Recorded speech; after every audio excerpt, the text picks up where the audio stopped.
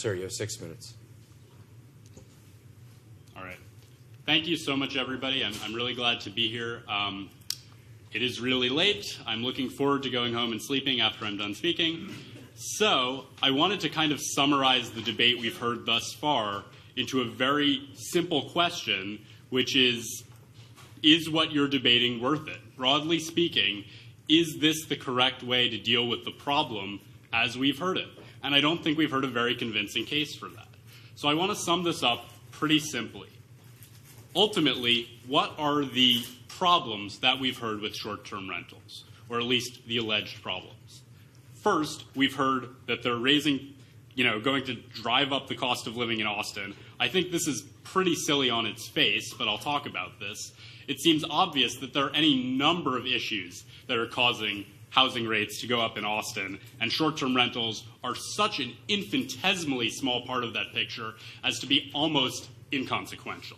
I think it's also pretty obvious. We heard some data earlier that housing prices go up in areas where there are short-term rentals and drive people out. Frankly, this just defies the very first rule of anyone who works with data, that is not proving causation, that is correlation. It is the simple fact that Austin is a popular city. The fact that people want to have short-term rentals here is not a bad thing. It is evidence of how popular Austin is, and I think that's an excellent thing. But the fact is, there are any number of better ways to help solve affordability. And I'll talk about that a little more. But the truth is, this is clearly going to make, at best, such a tiny dent as to be barely visible with a microscope in any kind of affordability issues in Austin. So the second issue we've heard with STRs, and this seems to be the major issue of debate, is that there are certain houses that are continual violators and that are having loud, noisy parties that are disrupting family neighborhoods.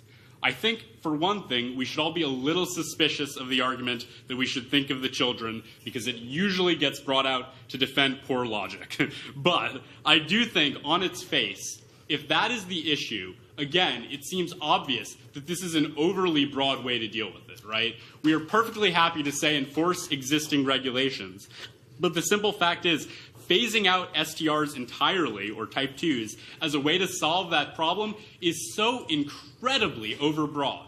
If the problem that we're dealing with is noisy houses, again, there are so many better ways to deal with it. Meanwhile, compare this to the benefits that STRs, legal STRs, bring to the city. They bring, first of all, lots of tourism, lots of people pumping money into local businesses. They bring, and this statistic I have, $8.7 million in tax revenue. I think, frankly, it would be irresponsible to get rid of a growing source of revenue like that and simply ban it entirely.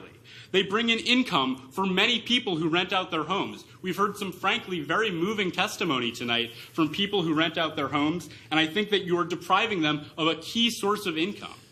My father retired. He doesn't live in Austin, but he retired. He was no longer able to afford to live in the house that he had bought.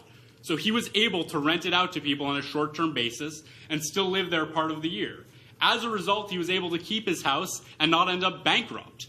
The kind of ordinance that you're proposing is going to put people like that in a situation where they simply do not have other options. The fact is, this is not going to solve an affordability crisis, but it is going to make Austin even less affordable for people who depend on their existing assets to stay here.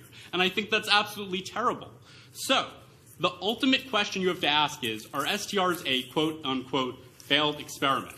I think it's obvious that they bring huge benefits in terms of tax revenue, in terms of bringing in tourists, in terms of bringing in lots of things that Austin needs. And the simple fact is that at the end of the debate, I think the question is what you're proposing actually the way people are living?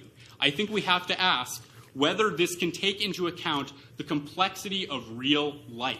It is very simple to say, just get rid of this problem. And I was a bit alarmed by what we heard earlier in some testimony on the other side of this issue from the Planning Commission saying, well, it's just too complicated, so just get rid of it. What a bizarre solution.